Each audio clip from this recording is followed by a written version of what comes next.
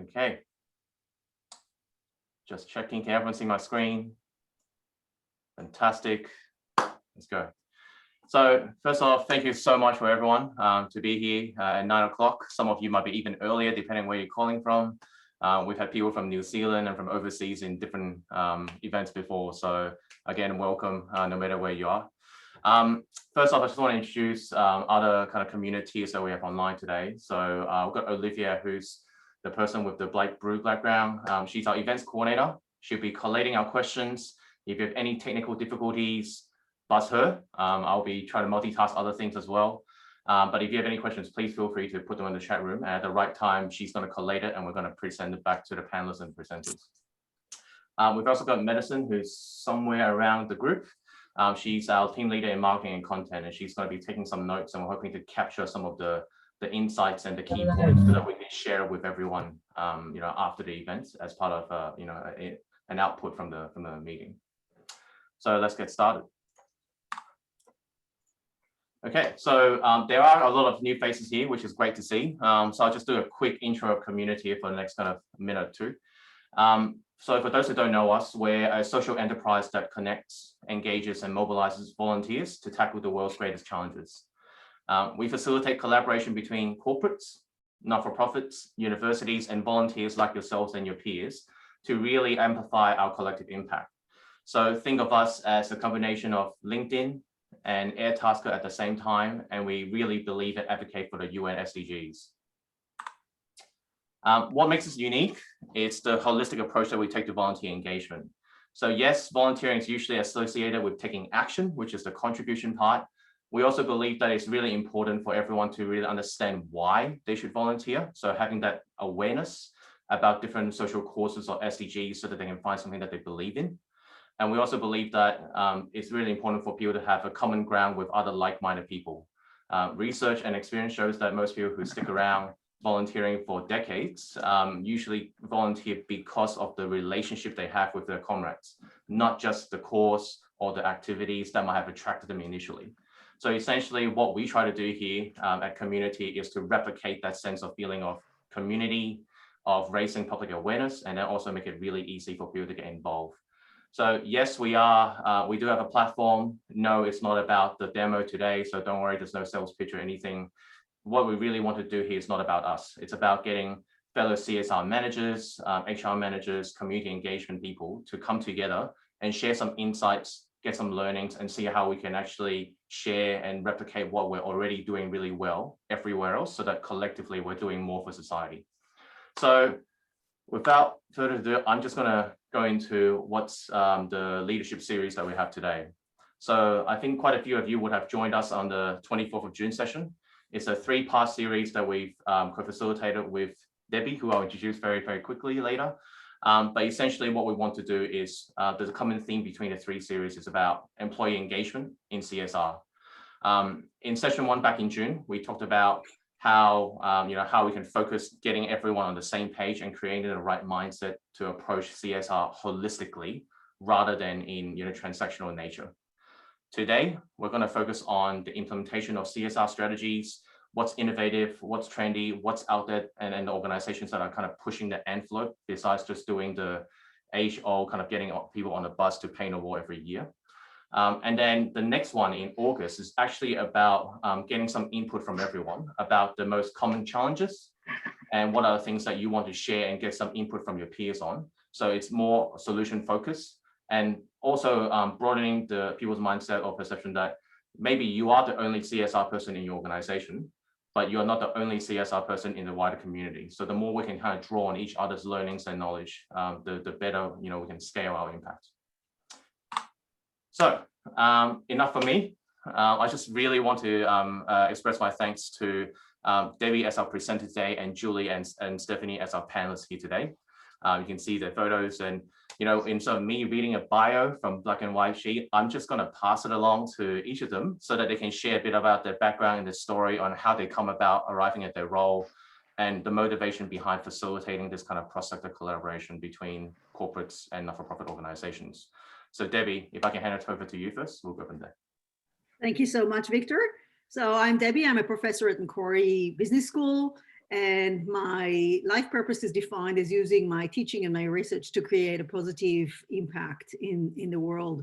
And so with everything that I do, I try to see how I can change people's mind and create a ripple effect of change.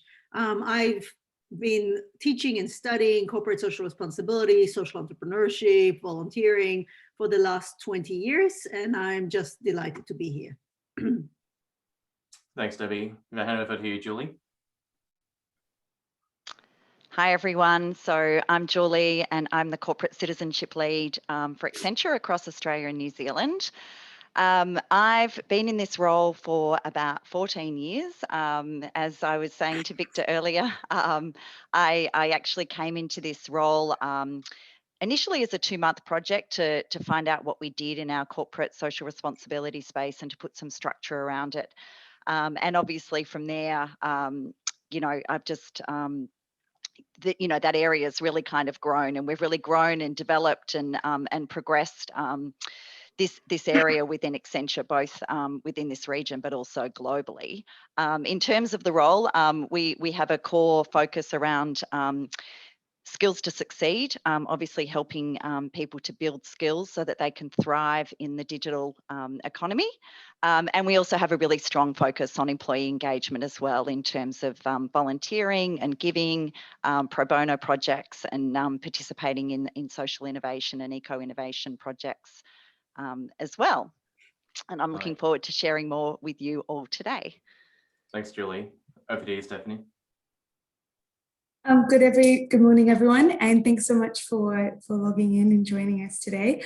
I just want to pay respects to the traditional owners of the land in which I live, elders past, present and future, and accept that this land was never ceded and always will and always will be Aboriginal land. So my role is the Impact and Activism Manager. It's a really funny role when I try to describe it to anyone outside the work that I do, but it's a real privilege. My background actually is, I started off working in law. I've worked across being a lawyer, NGOs, and I found a really beautiful niche working in a corporate company, because I really do believe in the power of working within a big company and still affecting change. So yeah, looking forward to chatting more. Brilliant. Okay, so to kick us off, I'm actually not the expert in the room by any imagination. I'm going to hand it over to Debbie, who's got a short slide deck to set the scene and to continue the theme of CSR and staff engagement. So over to you, Debbie. Excellent. Thank you so much. I would also like to begin by acknowledging the traditional custodians of the lands where I am, the Darug people, and pay my respect to any Aboriginal people here present and to elders past, present, and emerging. This is the second time I'm here, and I'm delighted to be here, and I'm really super delighted to see the fantastic turn up. And I'm here because as I said, I've looked into employee engagement in CSR. One of my 4 books is specifically on that.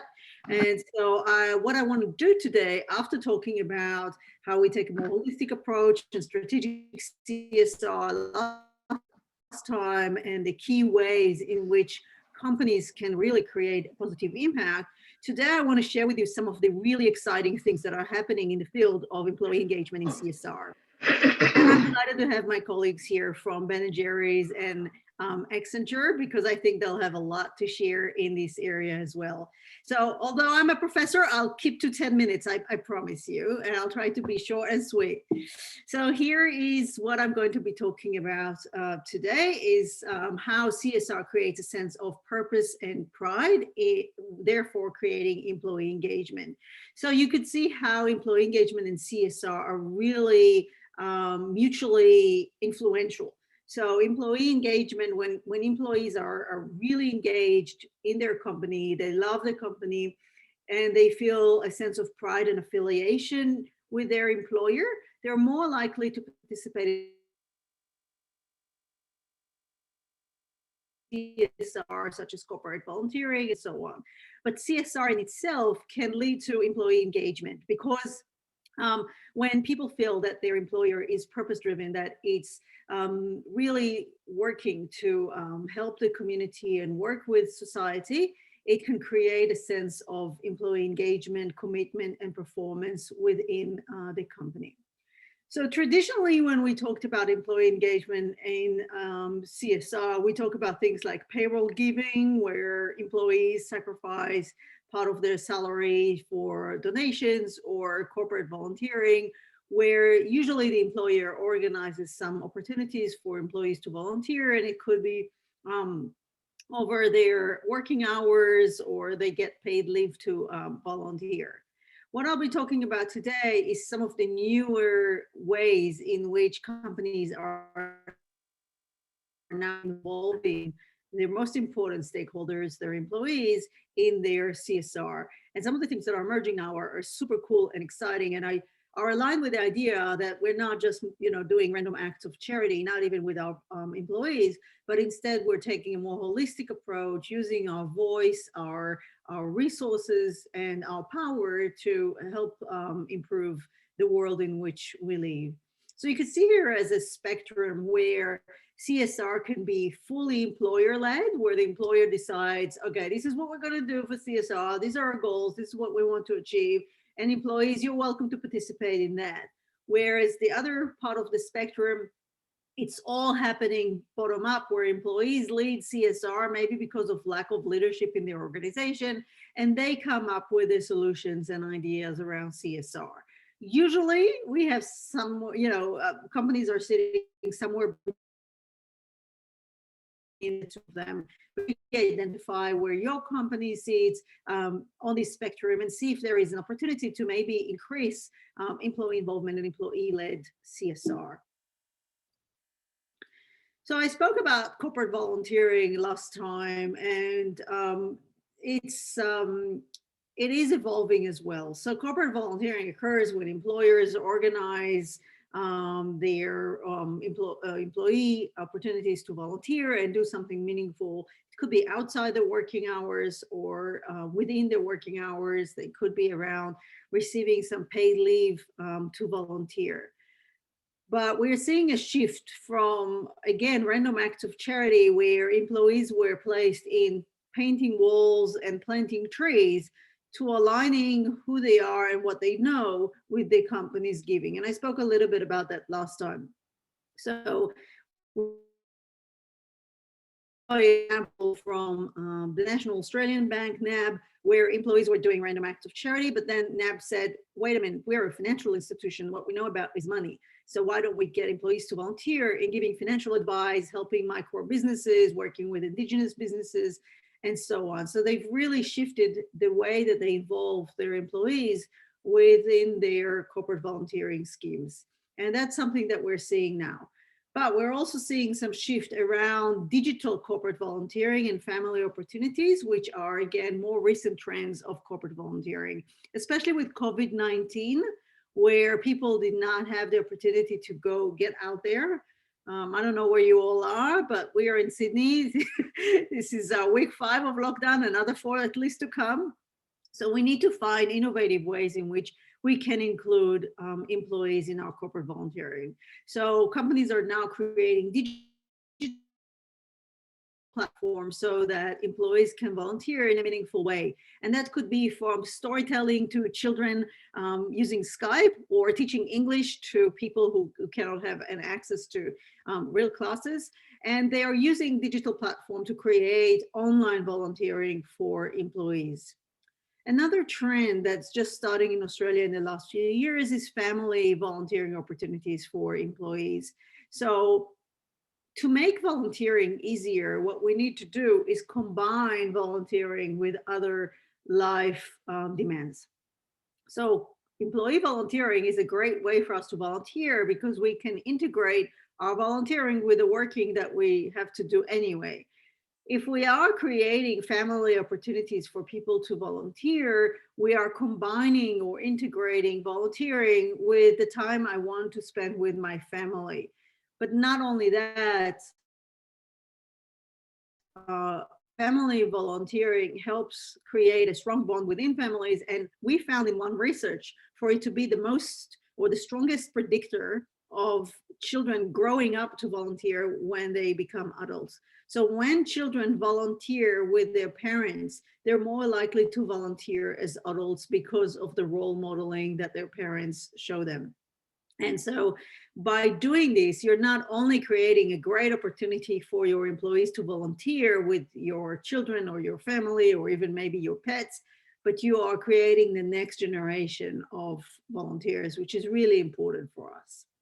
So with COVID-19, we've seen an emergence of, as I said, digital volunteering and innovative ways in which employees are involved in giving back to the community, but in a ways that we had to really think outside the box to get it done.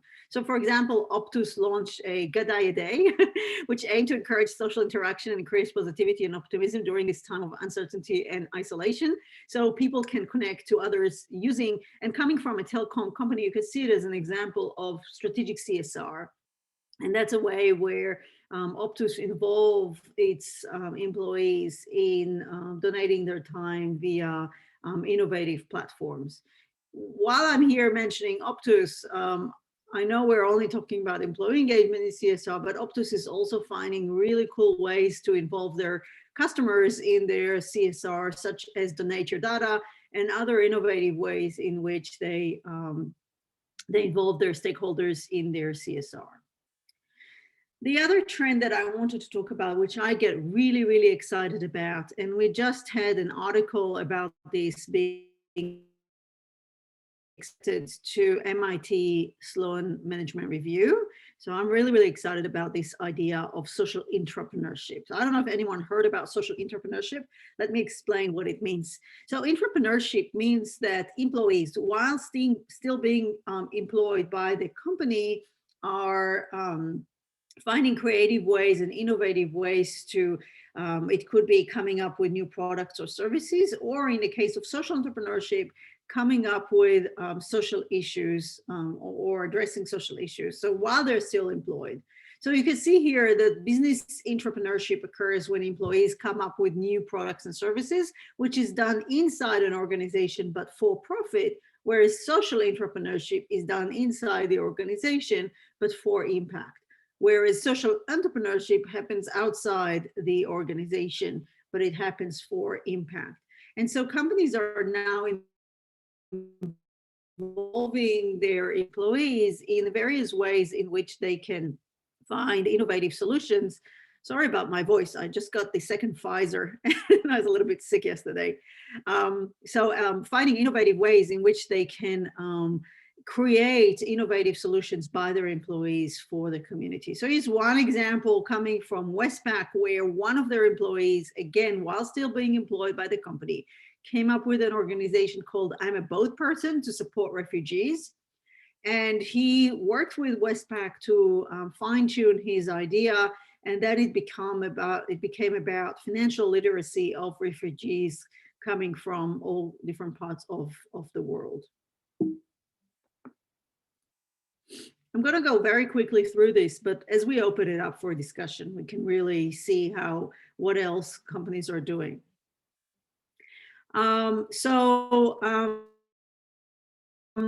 Corporate political activism is the last trend that I'd like to talk about, where companies are now shifting beyond CSR, doing some nice things for the community, to really taking a political stance and talking about things that matter to them. And that could be climate action, Black Lives Matter, LGBTQ+ rights, abortion, immigration, and even gun control. And you can see how some of these things are more US based, but even here in Australia, we have companies that are now rising to talk about things that matter to them. It's not without risks, because you are not going to please everyone when you take a strong political stance.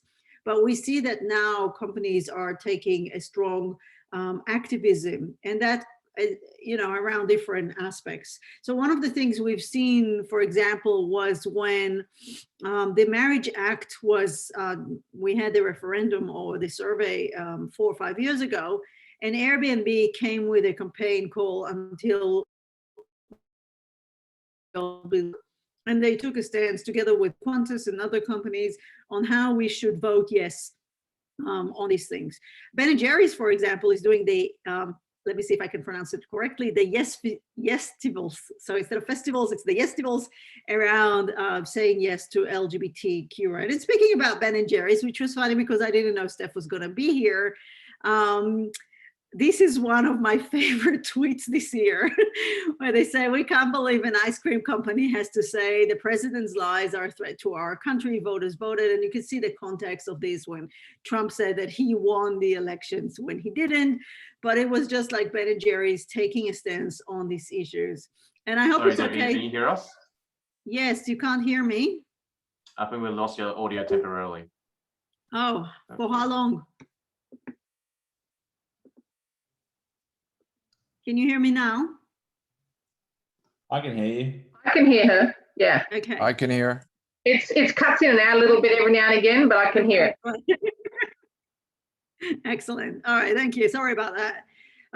So I was just going to mention that getting an email yesterday from Steph, it was just beautiful to see her signature, which is sort of like a comic strip around people fighting for climate action. And this is part of climate activism that now companies are taking, not just doing their own sustainability thing, but really trying to influence public opinion, advocacy, legislation around climate action that needs to be taken very urgently. So here I just covered a few recent trends in the way that companies are engaging their employees in CSR, and I'd love to open it up for a discussion and see how, maybe other people have other examples as well, but that's for me now, Victor. Thank you so much, Debbie. Those slides are good kind of grounding and foundation for us to have a discussion about. So just to reinforce what I said at the beginning, if anyone has any questions at all, feel free to put them onto the chat room. If it's directly relevant to something that we're talking about, we'll intercept the conversation. Otherwise, there's a bit of Q&A time at the back, and we'll definitely capture it at the end as well. So if I can bring it back to the full panel, so to speak, I know each of you have given us a brief introduction to how you actually came about being in your current role. What I'd love to do is get each of you to kind of expand a bit more and describe how does, I guess, corporate giving programs actually work within your organization, and I guess more specifically, the initiatives that really involves your staff members as well. So Julie, if I can pass it to you first, and then we'll go to Stephanie. Yes, great. Thanks, Victor, and thanks, Debbie. I have to say, listening to Debbie talk about the trends and that, I feel like I've ridden the wave of those trends over the years. Certainly, one of the first things that I did when I sort of started this area within Accenture a number of years ago was set up a paid volunteering program. And also an employee giving, payroll giving program, which seemed to be the two things that you did initially when you first were setting up your corporate citizenship program.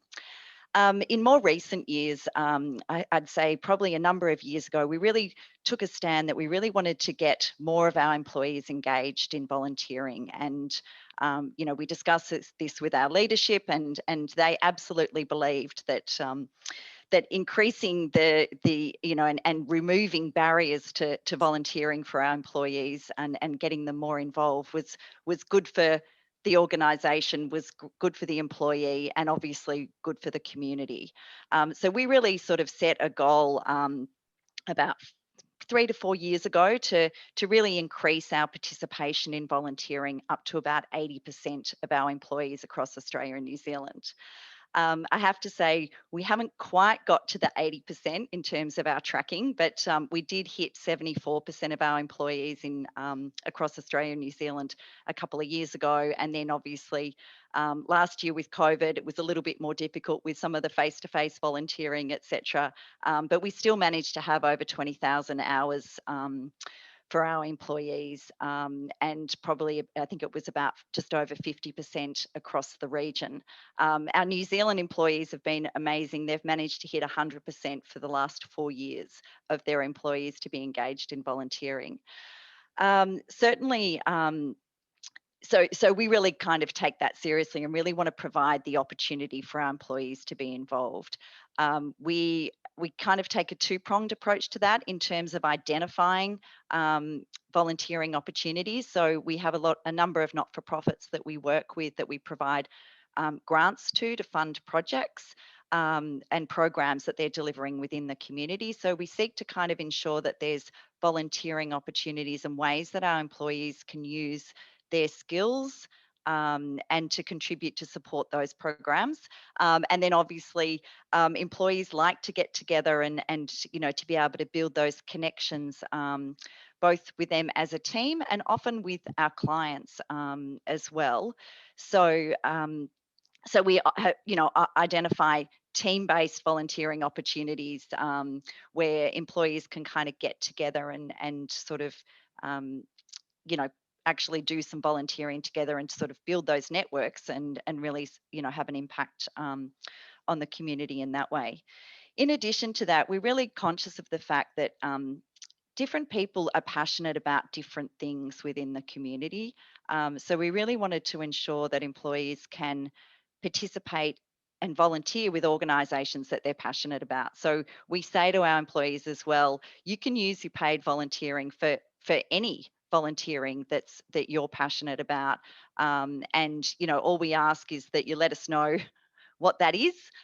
Certainly, in our COVID situation, we obviously want to ensure that our employees are safe as well. So we just asked that, you know, that there's a COVID safe plan if it's something they're doing, you know, face to face, etc., and those sorts of things too, and obviously abiding by the government regulations and things like that with the restrictions.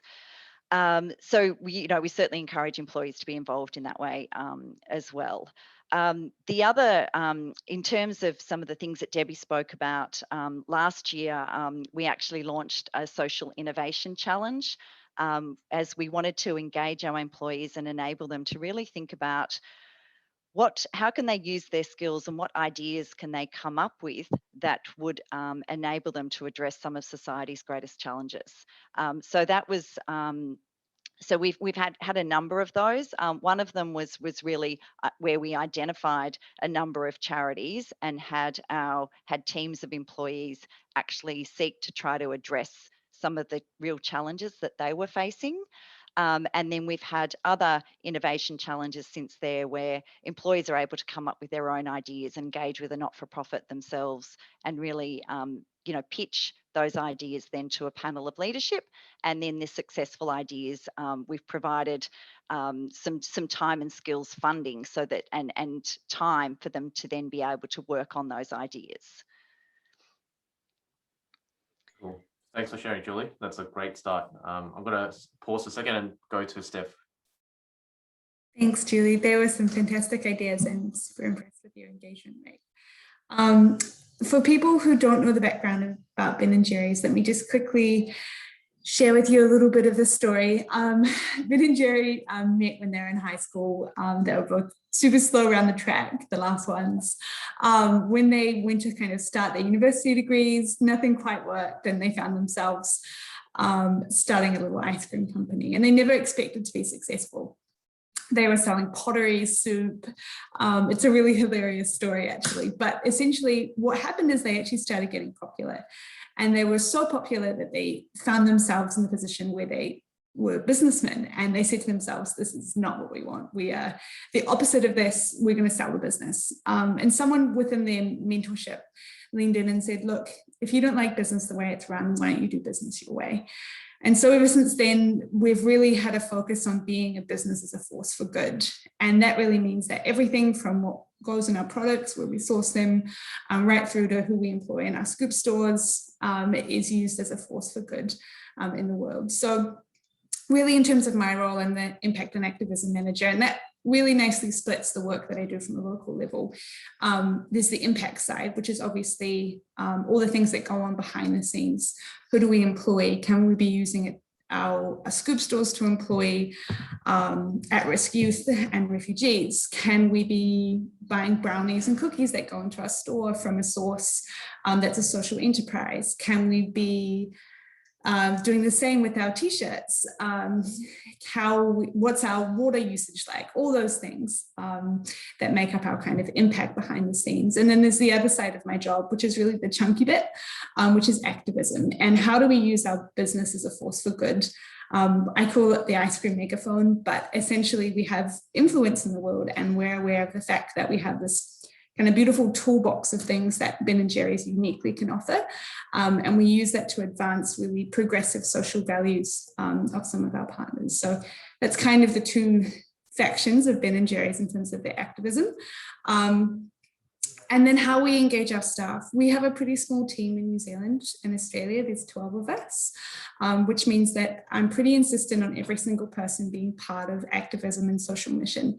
At the start of every year, we meet together. We have kind of all stakeholders come together and we discuss what the big issue is at the time. So this is what we'll be focusing on this year. We have experts come in to talk. We have people who are impacted. We have it as a real learning and kind of brainstorming session, and we continue those over the years as our activism work grows. In particular, in Australia, we're focused on climate justice and the social justice that's also around that. And in New Zealand, we hope to be starting really soon. That's something I'm really excited about.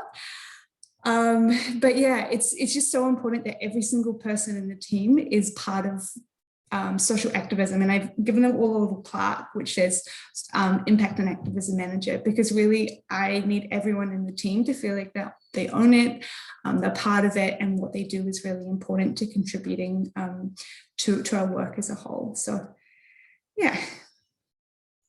Thanks for sharing, Steph. And I guess in a way, we've kind of jumped into my next question. And Debbie, please feel free to jump in with other examples you might see as well. So I guess referring back to Debbie's presentation earlier about the latest trends in corporate volunteering activities, especially those social entrepreneurship, corporate political activism.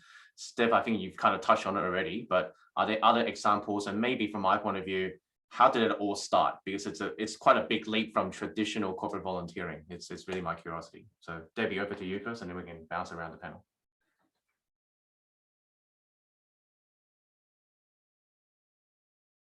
Muted, sorry. There are a few reasons or drives for the change. I think companies have started realizing the power they have as a force for good. And if that's what drives you as a company, just like, you know, the examples we've heard, there is really no limit to what can be done as long as you use your power, your resources, your voice as a, you know, a force for good. And so why should we only do a little bit with corporate volunteering and payroll giving when we could use our brand to make a more substantial difference? It also came because, I'm not going to talk about all the reasons, but I'm just going to talk about another one, is the urgency of these issues. So I think a large number of companies now realize that climate change is a very burning issue, quite literally nowadays. And then we need to do something about it. We need to do something urgently. We can't wait for governments to take action.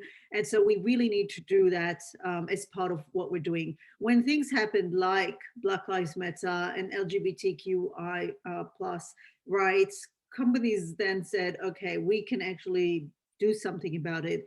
And so we've seen that, especially in the last 5 years. And I promise this is the last time I mention his name, but Donald Trump was also a big push towards this, because many companies felt like there was a lot of injustice happening in the US with some of the things that Donald Trump has done, like the travel ban. And companies like Microsoft, Google, BenJerrys, and others said, we need to stand up for that. We can no longer be quiet about political issues when this is what's happening. So I think there are a few reasons why we shifted. These are the main ones. Cool. Thanks, Debbie. Julie, any other examples around those trends? Yeah, so yeah, I would agree with Debbie on those points, and certainly we as an organisation, I guess, really want to be a responsible business, and you know, in terms of doing that, really think about what is the impact that we're having, you know, on the environment, on the community, as well as you know, in terms of working with our clients and you know, enabling them to deliver their services as well. Certainly, you know, I think as an organisation, when you look at what you can do as a business. I mean, there's a range of things that you can do in terms of how you operate, and obviously things around the environment's really important on that front. And you know, we've certainly set targets around you know, net zero emissions by 2025 and 100% renewable energy, you know, in our business by that time as well. But we also, you know, want our employees to be able to you know, bring their ideas and to have an impact within the community as well. We actually have an employee engagement group called the Sustainability Squad that we've set up in recent years, and it's you know, we just kind of provided the framework and provided the opportunity for employees to get involved, and the numbers have really grown significantly. But it's really run by employees who've put their hand up and are really, you know, thinking about how they can have an impact and what they can do. One of the campaigns that they're running at the moment is, you know, is Plastic Free July, and there's all sorts of you know, discussion and initiatives, and then there's prizes for people that have good ideas as to how you can reduce the use of plastics and things like that. So so I think that's sort of another way that employees are kind of being able to be involved and to really sort of think about what are the ideas and ways that they can demonstrate you know, what they want to contribute within the community, and to, you know, encourage others to think about those sorts of things and to be involved as well. Thanks, Julie. Stephanie, any other examples of, I guess, you know, corporate political activism from your end? Sure. Just two things come to mind. One thing is that when I see like the words like trends or jumping on, when it comes to activism, it's such a slow, long behind the scenes slog. I think I just want to describe it more like an iceberg. What you see, the big campaigns that come out of BenJerrys, that is really only the tip. The work that's done behind the scenes for years and years and years, building really close relationships with our NGO partners in the space, really advancing their movement in a way that works for them, really just offering our toolbox and saying, how can we progress the work that you're doing, rather than looking at it from a lens of how can we benefit from this, or how can we profit off this, or how can we increase our standing. I think there's a few really good examples of brands that haven't done it as well. If you look at some things that have happened in the last couple of years in particular, jumping on something that might seem as a trend or seem as important to speak about at that time. If you haven't done the legwork, yeah, it's just a little watch out. It's something that I'm learning so much from my end, is that it's such a slow relationship building process, and it's all built on trust, and you can only move as fast as those strong relationships that you build. So just that's kind of my add to that. Yeah, thank you, Steph. It's always a piece to, you know, it's the overnight success over 20 years, that kind of idea. It's always very true with CSR. You know, impact doesn't happen overnight. One of my other questions I have is really from our point of view, we can see and hear that both Accenture and BenJerrys, and by extension Unilever, are organizations with a fairly mature corporate giving program already. And I think you guys would have you know, adapted to the changing landscape over the last 18 months a lot better. So some of the things that I'm interested in is how has your corporate volunteering and corporate giving program evolved in the last 18 months to really kind of respond to the changing needs of the community amidst the pandemic?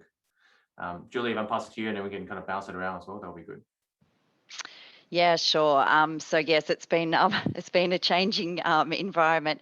One of the things that I guess we've been involved in, I mean, we're a technology company, and obviously, you know, we're helping a lot of organisations, you know, implement things digitally, and we had worked with a couple of our not-for-profits actually just prior to COVID, and without knowing that was about to come, to kind of help them you know, sort of pivot their programs to digital. And we were doing that initially in terms of helping them to extend their reach and thinking about how can they get to regional remote and extend their reach and scale so that they weren't just relying on face-to-face as being a limiting factor, perhaps in terms of the number of students that they could have mentoring programs for, as an example.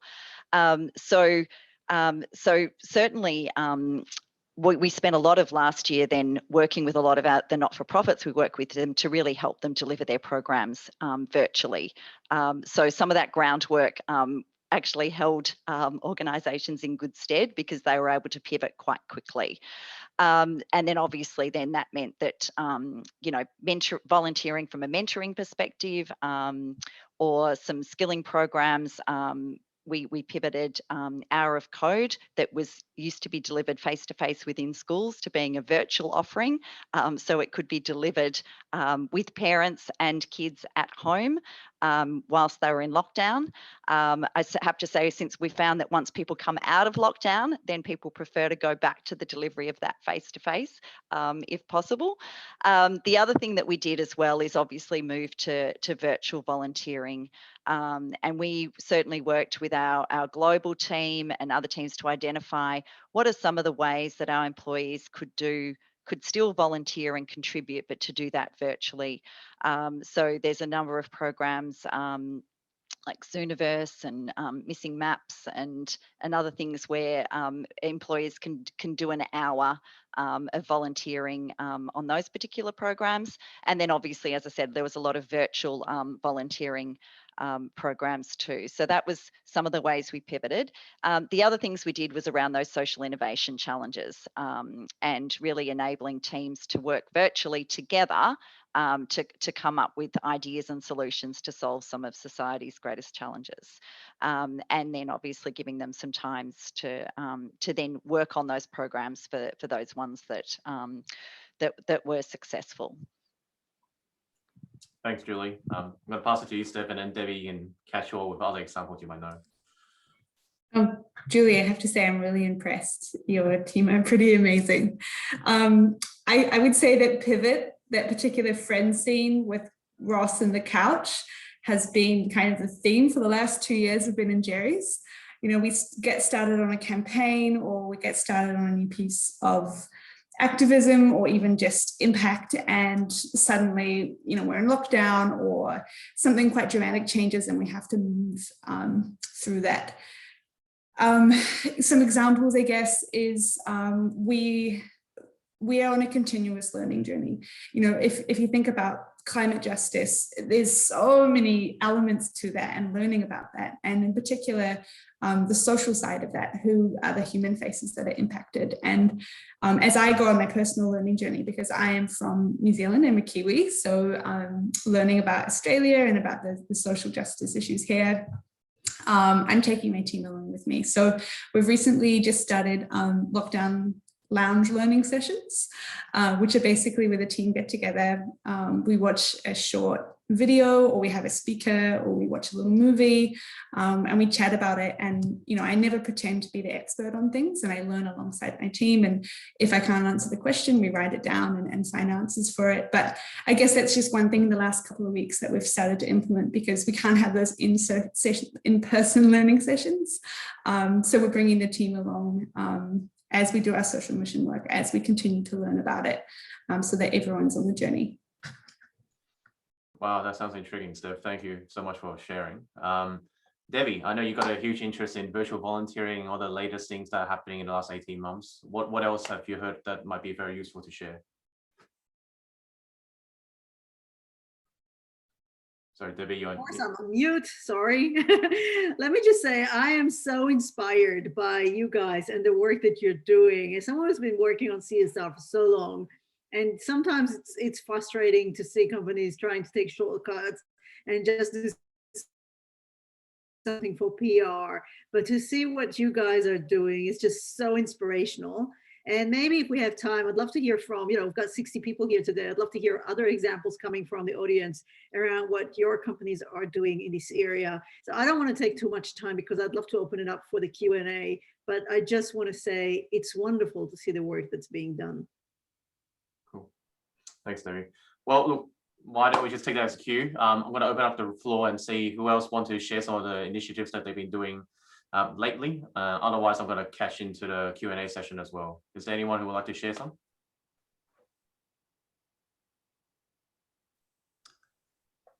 Hey, Victor, I don't mind sharing what we've been doing. It's Carl. I'm up here at the top. I think I'm next to Debbie on my screen. Hi, Debbie.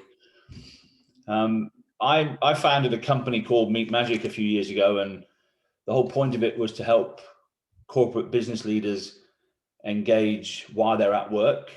To date, we've been very successful. We've got about 1,000 corporate executives that are pledging 45 minutes of their time, and we value their time really quite expensively. Actually, for every 45 minutes of time, we donate $700 to a charity. So if you extrapolate that $700 out, it's about 18 million pounds a year that we value their time at as a salary. So it's quite expensive. So we've been very successful in having some CEOs of banks, GMs, IT companies.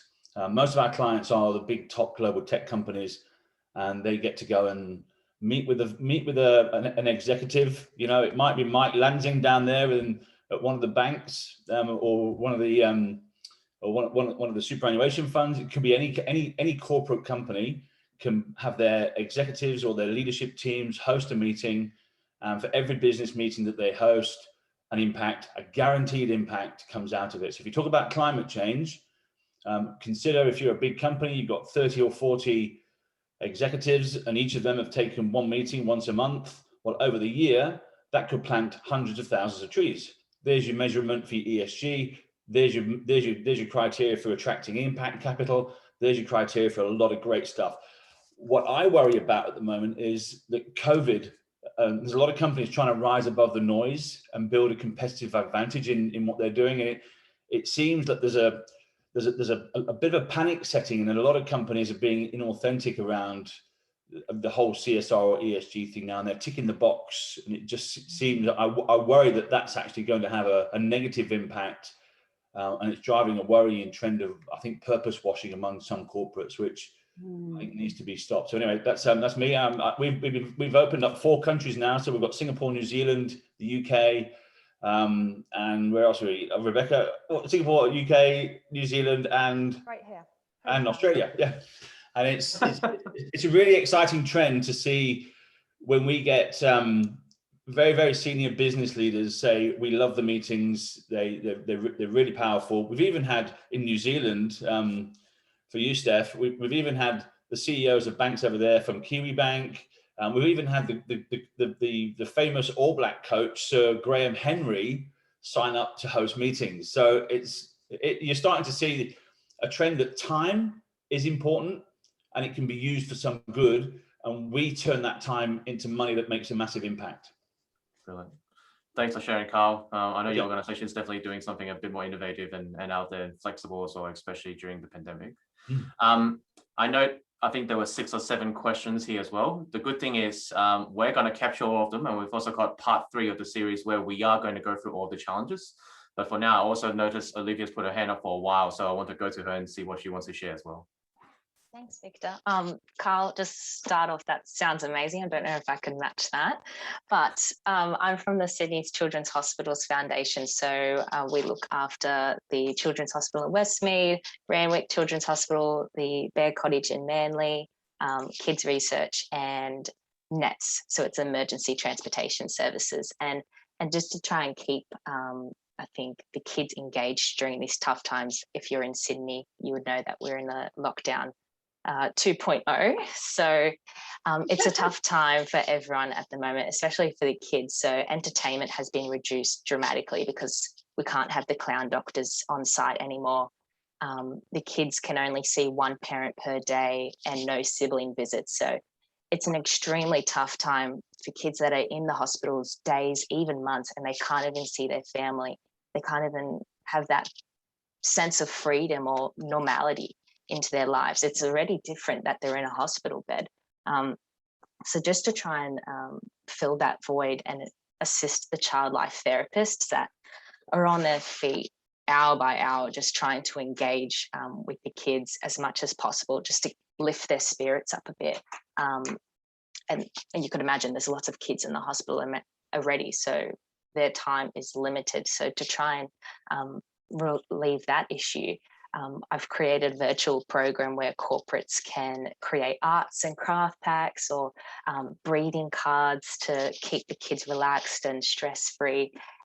So this is an activity that corporates can do within their offices as a team. We can Zoom chat with a child life therapist or a representative from the hospital. And the staff feel engaged. They feel like they've fulfilled a purpose, a desperate need for the kids. So once they've created these activity packs, they can post them back to the hospitals, and then the kids can learn, play, have fun, actually like create Halloween equipment or materials to decorate their room, or something for Father's Day. At the moment, I'm trying to create some Father's Day activities so they can at least write a card for their dads. So yeah, just like a fun initiative like that we're just trying to implement so corporates can do within their offices during lockdown. Thanks. Brilliant, Olivia. Thank you for sharing that that example. And I think, you know, there's definitely something that corporates can get involved in safely and virtually. We've got about 10 minutes of time, so I'm going to string 1 questions out of the 7, and we're definitely capturing the rest for the next session. I think, especially with the introduction of these more innovative, potentially activities that carry some risk, especially reputation-wise. One of the continuous questions we have is, how did you get leadership buy-in? What did you need to actually convince them that the benefits outweighs the potential risk? So I just want to, I guess, bring it back to Julie and Steph especially. How did you get them to actually say, yep, let's give it a try? And, you know, how did you prove that it should be kind of rolled out in a more massive scale? All right, shall I go first?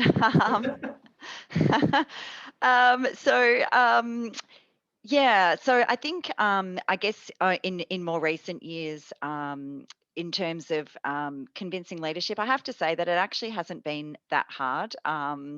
And I think that, you know, we certainly have leaders right from our global CEO down that really, you know, believe in that the purpose and that commitment, you know, that we are part of the community, and you know, where we live and we work and we play and do all of that is actually really important to us. So we need to be thinking about the impacts that we have, and being able to enable our employees to contribute positively, and to be mindful of the different ways that you know, the impacts that we have, and how we might be able to minimise some of those in terms of perhaps climate, environment, as one example, but also in terms of improving the community that we work in, and really becoming a more inclusive world, which I think is something that that we all want.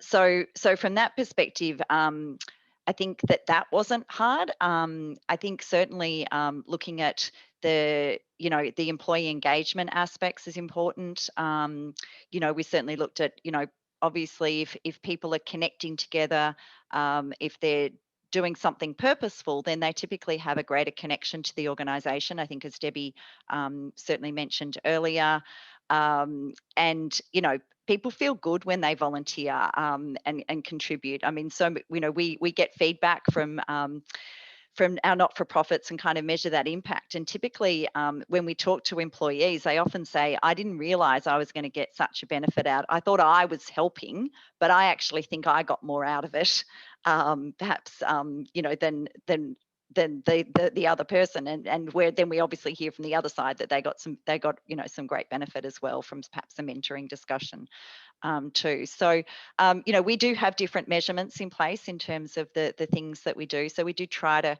kind of capture and track how employees feel about it, and obviously from the not-for-profits that we work with, that it's beneficial to them and the people that they're supporting as well. Brilliant. Thanks for sharing, Julie. Stephanie? Well, that's a good question, because BenJerrys is just so differently structured to any other company I've worked within. We have BenJerrys, who from, you know, the very outset are very vocal and very comfortable making statements that advance progressive social change. But as many of you know, BenJerrys was purchased by Unilever in 2001. And so there's always that dynamic of BenJerrys being very activist and very outspoken, with a company that is great in terms of their CSR, but isn't as vocal in terms of activism. So for me, it's a bit of a balance. There's one kind of tension, I guess you could say there, but that's dealt really well with by building them in from the very beginning. So all stakeholders, from the very outset, I include them. I make sure that they understand that they don't have a say over what we do, but that they are included and that they feel like they have ownership over that as well. So as much as you can, bring them in from the very outset, have people speak that are inspiring, have people let them feel the experience and have the experience for themselves, rather than you be the person that always tells them, because that is such a game changer, I've found. So I guess from that end, you know, if you're having people that are maybe worried about it, or there's a bit of friction there, always make sure that you bring them in right from the beginning, build that trust, work really hard to have that relationship with them, and make sure that they know that you are someone that they can rely on to do it in a really honest and authentic way. And then there's the other side, which is always another balance of my BenJerrys team wanting to do more and be more activist and say more and, you know, have these big, beautiful PR campaigns. And the other side of that as well is, you know, I do work with a marketing team and I have no experience in marketing whatsoever, but for me, I see that as my strength, because I don't have a lens of what are people going to view about this? How is it going to be perceived? I have a lens of, is this going to move the needle in terms of strategic change, from a really structural level, from our governments and from policies. So it's that balance as well, as making sure that we don't go too far and too fast. And that is really about building that same relationship, building that same trust, bringing them in from the outset so they do understand, you know, that kind of, you're working with real people on the other side, you're working with real partnerships, and these have to be a slow build and kind of on the terms of your partners. So yeah, I think the number one thing is build those relationships, build them really early on and make sure they're included from the outset. Thank you, Steph, and thank you so much for everyone on the panel for sharing. We are kind of coming to a close to the session. There is one thing I want to tell you about what we're doing as a collective whole. So I'm just going to bounce back to my pitch deck temporarily. And we just launched about a week ago around core pathway to employment. So, can you hear me? Great. We can't see your slides. If you're trying to share anything, we can't see anything. I'm going to try again.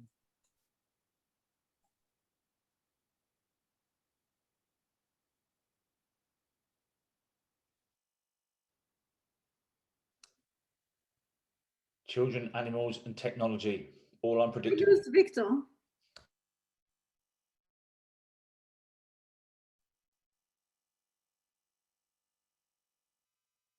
Is it working? Yes. Great. Oh, here. Yep, we can see it.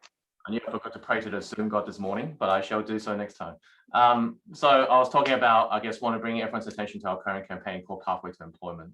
And look, just to bring back to the start of the pandemic, we've heard a lot of tragic stories of students and young people losing their casual jobs, unable to feed themselves, or even going homeless. And this type of crisis has kind of somewhat stabilized right now. Hopefully it won't come back at the moment due to lockdown 2.0. But I think another form of crisis has emerged in the sense of youth employment. 2020, from our interaction with unis, has really created a perfect storm for 2021 and 22, whereby a record number of to-be graduates and recent graduates are entering the workforce at the same time. So we're kind of seeing 5 or 6 cohorts of graduates coming together to fight for pretty much the same, if not less, jobs. Yes, there is a record number of jobs out there in total, but really not at this end of town, at the very, very junior end. And I think at the forefront of a lot of young people's mind is their employability and the uncertainty, the anxiety, and the self-doubt that comes with that baggage. That's our why, and that's why we've actually created this Pathway to Employment campaign that I just want to show you one more slide on. Some crash. So for Communiteer, our solution to the problem is really, again, as always, bringing like-minded people and like-minded organizations together. And we want to facilitate more volunteering opportunities for people to come back and improve young people's employability. This diagram basically shows you what are the inputs and outputs from different stakeholders we want to engage. But in short, we want to engage corporates looking for your contribution in terms of your staff time, their skills and other resources, so that we can work with you on that journey to engage your staff and get them to be mentors virtually, and also volunteer their skills and work with young people to actually put something on their CV whilst doing some good at the same time. Universities, we've engaged with 6 of them already. We're trying to engage their students to come on board so that they get the connection, they get the experience, and they get some guidance on how to actually navigate through an economic downturn, which is definitely not the first time and probably the last time they're going to experience it. But it's nothing like hitting the job market during a downturn. And that's something that I think we need to really support them in. And then finally, for not-for-profits out there who are looking for impactful opportunities that students and their mentors and skilled volunteers can get involved in, because we believe that the solution for youth engagement and support is already out there. So the best way we can support them is actually to help the organizations get through this and become more sustainable and allow you guys to actually do the work that you do best. So again, we're playing that facilitator role. If you're interested or if your organization is supportive of that whole education becoming the solution for the young generations and youth employment, then please have a chat with us and we can sort out whether this is something for you or not. But just to wrap up today, I really want to thank you everyone for coming for an hour, especially to Debbie as our presenter and Julie and Stephanie as our panelists for volunteering their time and expertise to share what you've been doing. What we'd love to see is people actually asking more questions and asking us questions and sharing them with us so that we can actually pave the way for this, the 3rd session of the leadership series, which will really be focused on overcoming these challenges and what are some of the tactics that we can actually use and do together. So before I close, I just want to have everyone stay safe and healthy during this tough time, and register for the next event that we have in a month's time and keep in touch. So thank you.